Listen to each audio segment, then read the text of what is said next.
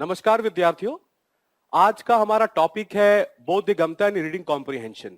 CSAT का examination बहुत करीब आ गया है और हम सब जानते हैं कि सीसेट में क्वालिफाई करने के बाद ही पेपर 1 चेक होता है। बहुत सारे ऐसे स्टूडेंट हैं जिनको लगता है कि उनकी बैकग्राउंड ह्यूमैनिटी आर्ट्स का है या उनको गणित नहीं आती तो उनका सीसेट क्वालिफाई नहीं होगा। आइए इस भ्रम को तोड़ते हैं। सीसेट में क्वालिफाई करने के लिए आपको केवल 66 मार्क्स चाहिए, यानी लमसम 27 क्वेश्चन सही होने चाहिए। आज का मेरा मेन ऑब्जेक्टिव यही होगा कि क्या बोधगम्यता यानी रीडिंग कॉम्प्रिहेंशन से हम 70 to 80% of the cut off marks का स्कोर कर सकते हैं या नहीं। इसी का रणनीति लेकर मैं आज आपके सम्मुख आया हूं। तो शुरू करते हैं बोधगम्यता की चर्चा। स्टूडेंट, जैसा कि आप देख सकते हैं कि पिछले साल जो सवाल पूछे गए हैं तो वो एक क्रम में है। क्रम की बात करें तो अगर आप इसको ध्यान से देखें तो आप पाते हैं कि 2017 में 30 क्वेश्चन, 2018 में 26 क्वेश्चन, 2019 में 20 क्वेश्चन और 2020 में 25 क्वेश्चन पूछे गए हैं। विद्यार्थियों, अगर इन 4 साल का आप औसतन अगर क्वेश्चन लेंगे एवरेज, तो आप पाते हैं कि 25 क्वेश्चन यहां से पूछे गए हैं। और जैसे कि मैंने आपको बताया कि अगर केवल 27 क्वेश्चंस आप कर लेते हो सटीक, तो आपका स्कोर 66 से ज्यादा यानी अराउंड 67.5 हो सकता है। यानी ऑलमोस्ट 80 to 90% कैपेबिलिटी रखता है बोधगम्यता कि आपको सीसेट क्वालिफाई करा दे। स्टूडेंट, इसी माइंडसेट को लेते हुए हम अपनी परिचर्चा को आगे लेके चलते हैं कि पास होने के लिए, क्वालिफाई होने के लिए केवल 27 क्वेश्चन सही करने हैं और औसतन 25 क्वेश्चन रीडिंग कॉम्प्रिहेंशन ही बोधगम्यता से ही पूछा जाता है। अब स्टूडेंट, आपका जो सीसेट एग्जामिनेशन होगा वो 2:30 बजे यानी 2:30 से शुरू होगा 4:30 बजे तक, यानी कुल 2 आवर्स आपको देने होंगे अपने सीसेट एग्जामिनेशन को। तो अगर मैं देखूं ये 2 घंटे आपको अपने सीसेट के लिए देने हैं विद्यार्थियों, तो कितना समय आपको सीसेट रीडिंग कॉम्प्रिहेंशन के लिए देना चाहिए? तो मैं मान के चलता हूं कि अगर आप 20 से 25 क्वेश्चन सीसेट का सटीक करना चाहते हो तो कम से कम आपको उसको हल करने में 50 से 60 मिनट लगेंगे। यानी विद्यार्थियों, हमें यह ध्यान रखना है कि अगर हमें सीसेट क्वालिफाई करना है और रीडिंग कॉम्प्रिहेंशन के द्वारा उसको एक माध्यम लेके, तो हमारा पहला 1 घंटा हमें रीडिंग कॉम्प्रिहेंशन को देना पड़ेगा। क्योंकि अगर विद्यार्थियों 27 क्वेश्चन अगर सही होते हैं और इससे आप क्वालिफाई करते हैं, तो अगर मैं पहले घंटे में ही अगर ये 25 क्वेश्चन कर दूं, तो अगले घंटे में अगर मैं 15 क्वेश्चन भी कर पाता हूं या कुल 40 क्वेश्चन भी करता हूं, जिसमें से 9 गलत भी हो जाते हैं, फिर भी मैं सीसेट क्वालिफाई कर सकता हूं। तो ये एक रणनीति है हमारी। हम आगे चलते हैं। स्टूडेंट, बोधगम्यता यानी रीडिंग कॉम्प्रिहेंशन के 3 चरण होते हैं। हम हमेशा गद्यांश की बात करते हैं कि गद्यांश हमें समझना है, लेकिन विद्यार्थियों हमें यह देखना है कि एग्जामिनेशन हॉल में जब आप बैठते हैं तो वहां कौन सी रणनीति काम करती है। समझिएगा, बोधगम्यता के 3 चरण होते हैं। सबसे पहले होता है कि आपको उसको पढ़ना है, फिर उसकी सबसे इंपॉर्टेंट बात है कि बोध यानी आपको उसको समझना है, और सबसे जो कठिन या सबसे ज्यादा ट्रिकी वर्क है उसको हम कहते हैं कि आपको हल करना है। विद्यार्थियों, इन तीनों ही पहलू पे आज हम चर्चा करने वाले हैं ताकि आप गद्यांश में ज्यादा से ज्यादा स्कोर कर सको। अगर मैं विद्यार्थियों रीडिंग की बात करूं, पढ़ने की बात करूं, तो हर आईएएस एस्पिरेंट जो सिविल सर्विसेज की तैयारी कर रहा है वो निरंतर ही रीडिंग करता है। लेकिन रीडिंग का ऐसा कौन सा तरीका होना चाहिए ताकि आपका गद्यांश भी सॉल्व हो और आपकी रीडिंग एबिलिटी भी इंप्रूव हो। विद्यार्थियों, हमेशा याद रखिएगा, जब भी आप एग्जामिनेशन हॉल में 2:30 बजे घंटी बजेगी और आप पेपर खोलेंगे, तो उस वक्त आप पेपर खोल के ये पाएंगे कि बहुत सारे गद्यांश ऐसे हैं जिससे आप परिचित हैं और बहुत सारे गद्यांश ऐसे जिससे आप अपरिचित हैं। ऐसा क्यों? क्योंकि हर वो विद्यार्थी, कोई इकोनॉमिक्स बैकग्राउंड का है, कोई कॉमर्स का है, कोई साइंस का है, कोई आर्ट्स का है, कोई पॉलिटिकल साइंस का है, कोई डॉक्टर है, कोई इंजीनियर है, तो जो विषय आपने ग्रेजुएशन में पढ़ रखे हैं या तैयारी के दौरान मजबूत है, वो ऐसे विषय हैं जिनको देखकर ही आपको आत्मविश्वास मिलेगा कि आप इस फैसले को कर सकते हैं। जबकि बहुत सारे ऐसे विषय भी आएंगे जिनके बारे आपको जानकारी नहीं है। तो विद्यार्थियों, चूंकि मुझे 66 मार्क्स ही लाने हैं और लक्ष्य यह है कि गद्यांश के माध्यम से लाने हैं, तो मैं यही कहूंगा कि जब आप फर्स्ट राउंड यानी पेपर जब फर्स्ट राउंड दे रहे हैं तो पहले उन्हीं गद्यांश को हल करें जिससे आप परिचित हैं। विद्यार्थियों, उन्हीं गद्यांश को हल करें। दूसरा बहुत इंपॉर्टेंट पॉइंट है कि पिछले 5-7 साल में यूपीएससी का ट्रेंड बदलता रहा। कभी कभी एक गद्यांश से केवल एक सवाल, कभी कभी एक गद्यांश से 3 सवाल पूछे गए। तो विद्यार्थियों, आप ये देखिए कि जिस भी समय आप गद्यांश को दे रहे हैं तो उस समय को देने का आपका क्या निष्कर्ष निकल कर आता है। और एक बात विद्यार्थियों, अगर परिचित गद्यांश को पढ़ने के 1 मिनट बाद अगर आपको लगता है कि आपको गद्यांश समझ नहीं आ रहा, तो कृपया समय नष्ट ना करें, आप अपना गद्यांश बदल लें। क्योंकि केवल पहले घंटे में अगर 20 से 22 सवाल कर लेते हैं, अगले 1 घंटे में 15 से 20 सवाल भी हल करते हैं रीजनिंग और गणित से, तो आप भली भांति गद्यांश पास, सीसैट पास कर ले जाएंगे। विद्यार्थियों, चलिए चलते हैं। पहला तो ये स्ट्रैटेजी रही कि पहले परिचित गद्यांश को ही करेंगे। चलिए आगे बढ़ते हैं। अब पढ़ने की बात करते हैं स्टूडेंट, तो बहुत सारे स्टूडेंट ये कहते हैं कि सर मैं गद्यांश के 4 लाइन पढ़ लेता हूं, लेकिन उसके बाद दोबारा मुझे पढ़ने की जरूरत पड़ती है, या जब मैं ऑप्शन करने जाता हूं तो मैं भूल जाता हूं कि गद्यांश मैंने क्या पढ़ा है, जिसकी वजह से समय नष्ट होता है। इसके लिए जो टेक्निकल टर्म है उसका नाम है रिग्रेशन, यानी बार बार आपको गद्यांश पढ़ना पड़ता है। विद्यार्थियों, ये नहीं होगा अगर जब भी आप, याद रखिए, हर विद्यार्थी का एक मैनेजेबल रीडिंग सेक्शन होता है। मतलब कोई विद्यार्थी 3 लाइन पढ़ लेगा और वो नहीं भूलेगा, लेकिन कोई विद्यार्थी ऐसा भी होगा जो 5 लाइन पढ़ लेगा और नहीं भूलेगा।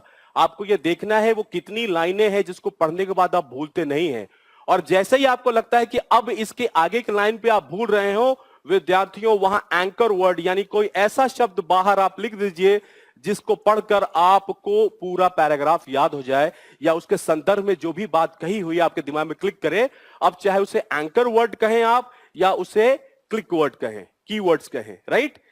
उसके बाद विद्यार्थियों, ये नॉलेज एरिया, ये बहुत सटीक ज्ञान है, ये आपके मेंस, प्रीलिम्स, इनफैक्ट इंटरव्यू में भी काम आएगा। नॉलेज एरिया, आप कोई भी तथ्य या कॉन्सेप्ट अपने सामने सन्मुख पढ़ते हैं, अपने आप से ये सवाल जरूर पूछिए कि यूपीएससी इसमें से सवाल कहां से पूछेगा। आप पॉलिटी पढ़िए, ज्योग्राफी पढ़िए, गद्यांश पढ़िए, ये जरूर जानने की कोशिश कीजिए कि अगर ये भावार्थ निकल कर आ रहा है तो किस भाव, किस सोच, किस तथ्य को वो पूछने वाला है। हमेशा गद्यांश में अगर आपको नॉलेज एरिया, यानी वो एरिया जहां से सवाल पूछे जा रहे हैं, अगर आपने ये ज्ञात करना शुरू कर दिया तो आपका गद्यांश आसान होगा। और कभी भी अगर क्वेश्चन में अगर कोई दिक्कत आ रही है तो आपको एग्जैक्ट पता होगा कि गद्यांश मुझे कहां जाकर उसका ज्ञात करना है। तो विद्यार्थियों, ये चीज ध्यान में रखेंगे। अब अगले पर चलते हैं। स्टूडेंट, जब भी गद्यांश की बात होती है, रीडिंग कॉम्प्रिहेंशन की बात आती है, केवल हम गद्यांश के बारे में सोचते हैं, लेकिन मैंने आपको पहले भी बताया है कि यूपीएससी खुद का गद्यांश नहीं बनाती, किसी कमिटी रिपोर्ट्स, किसी गवर्नमेंट गैजेट, किसी स्पीच से उठाती है। यानी लेखक, भावार्थ कहीं और से है, केवल प्रश्न और विकल्प यूपीएससी बनाती है। लेकिन सबसे ज्यादा महत्वपूर्ण यह है कि डिमांड, प्रश्न मांग करती है कि आपसे क्या पूछा जा रहा है। विद्यार्थियों, तो गद्यांश से केवल आप दृष्टिकोण समझते हैं, लेकिन प्रश्न से आपको यह मार्गदर्शन मिलता है कि आपसे क्या पूछा जा रहा है।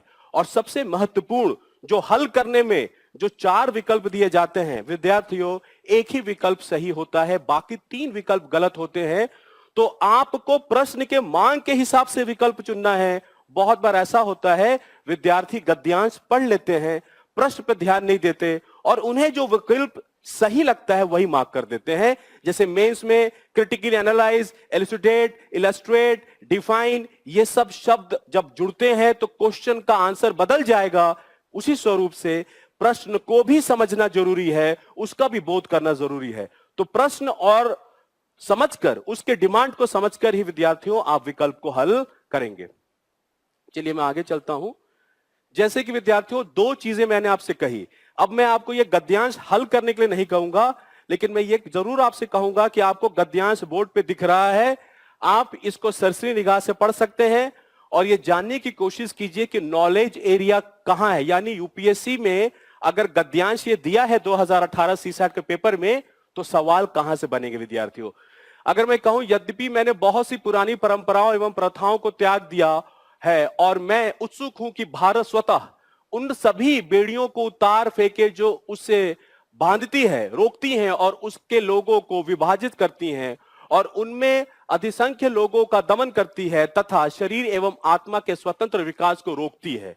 यद्यपि मैं ये सब चाहता हूं, फिर भी मैं अपने आप को अतीत से पूरी तरह काटना नहीं चाहता। वो अपने अतीत को काटना नहीं चाहते, तो ये काटना नहीं चाहते अपने अतीत से। मुझे अपनी महान विरासत पर गर्व है, उन्हें अपने इतिहास पे गर्व है जो हमारी रही है और हम भी, और मैं सचेत हूं कि मैं भी हम सभी की तरह उस अटूट श्रृंखला की कड़ी हूं जो इतिहास के उछाल-काल भारत के असमरणीय अतीत से संबंध है। अब विद्यार्थियों, आपको यह जानना है कि आपने कुछ कीवर्ड्स मार्क किए हैं, नॉलेज एरिया कहां है। आपको ये इसमें तय करना है कि अगर गद्यांश के सवाल पूछे गए होंगे तो किस भाग में से। अगर आपने ये दृष्टिकोण समझ लिया है तो अब सवाल आपके सामने है कि लेखक चाहते हैं कि भारत अपने को अतीत के बंधनों से मुक्त करे, क्योंकि वो भूतकाल औचित्य को नहीं समझ पा रहे हैं। ऐसा नहीं है, वो तो सबसे अच्छा भूतकाल को समझ पाए।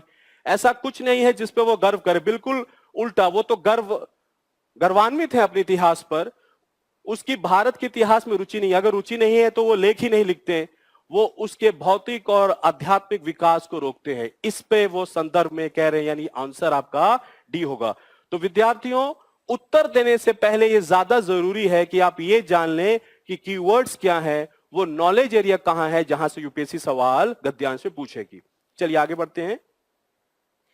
अब बहुत सारे विद्यार्थियों का सवाल यह रहता है कि सर हम गद्यांश पहले पढ़ लें या पहले हम प्रश्न पढ़ें। तो इसका बहुत आसान एक तरीका है। अगर विद्यार्थियों आप उस गद्यांश से परिचित हैं तो पहले प्रश्न पढ़ लें कि उससे आपसे क्या पूछा गया है। इन्फरेंस पूछा गया है, अजम्पशन पूछा गया है, धारणा पूछी गई है। लेकिन कृपया कभी भी ऑप्शन पढ़ने की गलती ना करें। अगर आप ऑप्शन पहले पढ़ लेंगे तो आपके मस्तिष्क में एक धारणा बन जाएगी और तब गद्यांश और ऑप्शन को पाटना, अलग करना मुश्किल होगा। तो अगर परिचित है गद्यांश से तो पहले प्रश्न पढ़ लें, समय बचेगा। लेकिन विद्यार्थियों, अगर गद्यांश अपरिचित है तो पहले गद्यांश को पढ़ें और फिर प्रश्न को पढ़ें। पहले गद्यांश को पढ़ना है। अगर मैं आपसे कहूं कि मैं शोले पिक्चर पे आपसे सवाल पूछना चाहूंगा तो आप कहेंगे केवल सवाल पूछे, मुझे पिक्चर नहीं देखनी। लेकिन अगर मैं कोई ऐसी मूवी की नाम बताऊं जैसे एलेप्लिक्टो और आपने अगर मूवी नहीं देखी तो आप सवाल नहीं कर पाएंगे, पहले मूवी देखेंगे।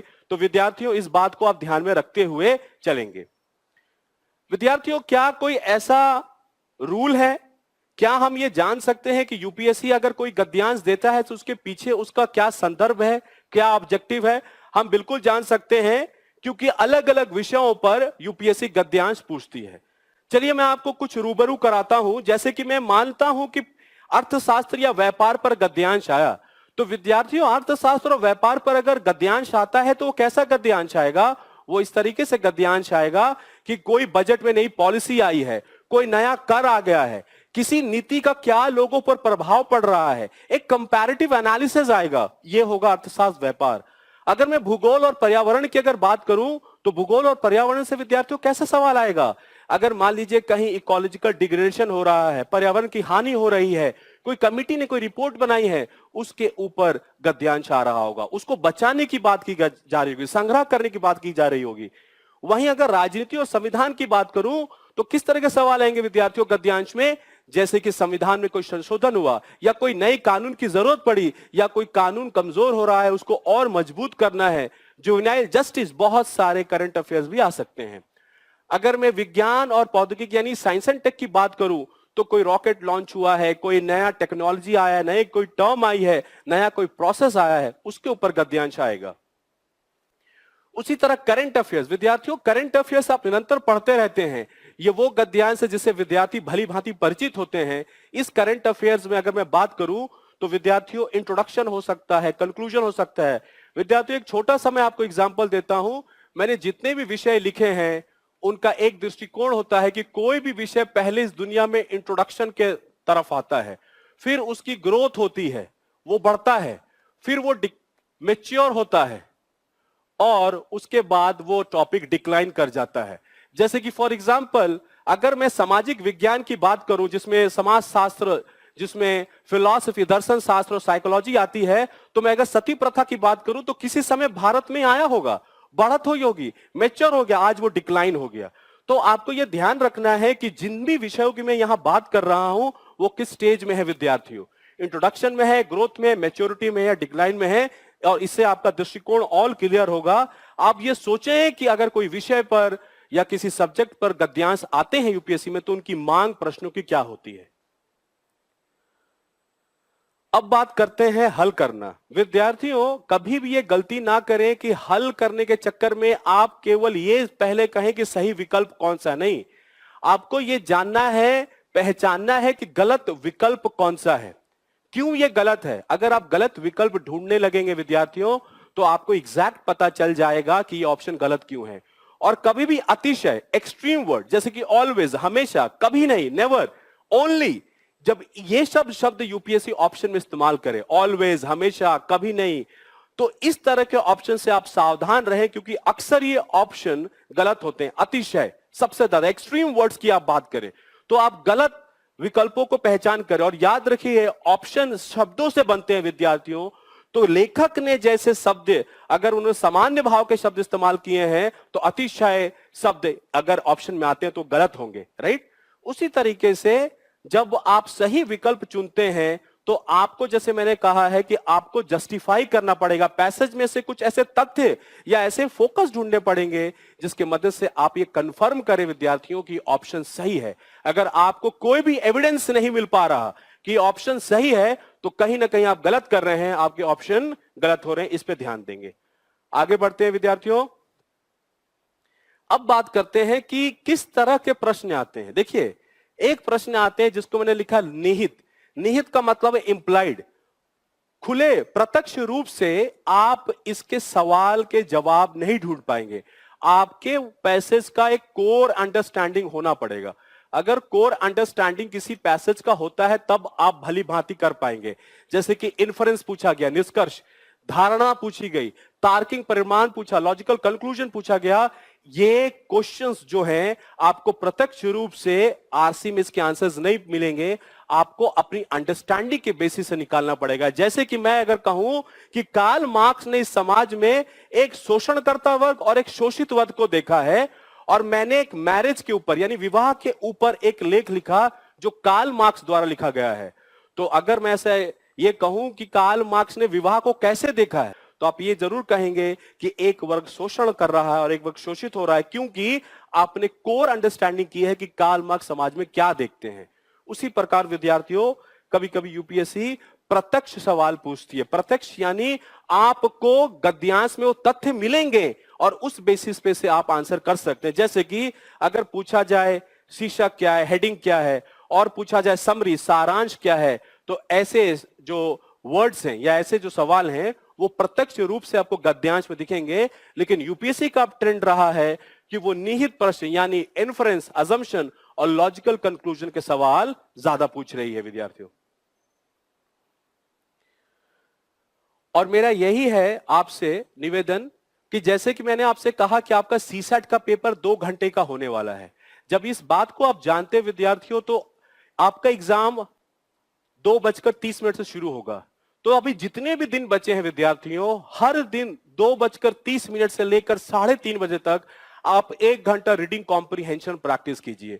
और मैं आपको बस इतना कहता हूं कि उस रीडिंग कॉम्प्रिहेंशन में आपकी जो भी स्ट्रैटेजी है, आप कम से कम उस रीडिंग कॉम्प्रिहेंशन के 1 घंटे में आप 22 से 25 सवाल सही करने की कोशिश कीजिए, या एटलीस्ट 20 सवाल सही कीजिए। अगर विद्यार्थियों आप 1 घंटे में अगर 20 सवाल करते हैं तो अगले 1 घंटे में आप अगर और 20 सवाल रीजनिंग और मैथ्स को मिलाकर भी सही करेंगे और आपकी एक्यूरेसी अगर 30 क्वेश्चन सही की रहेगी तो आप बहुत आसानी से इस एग्जाम को क्वालिफाई कर सकते हैं। और विद्यार्थियों रीडिंग कॉम्प्रिहेंशन के लिए आपको केवल एक सही स्ट्रैटेजी चाहिए, क्योंकि रीडिंग की प्रैक्टिस आप हमेशा कर रहे हैं। केवल नॉलेज एरिया, कीवर्ड्स ढूंढना शुरू कीजिए, आपको गद्यांश में वही चीज मिलेगा। और मैं क्यों यह बात कहता हूं, क्योंकि मैंने यहां लिख रखा है कि किसी भी अन्य आविष्कार से भिन्न लेखक ने मानव चेतना को बदल कर रख दिया है।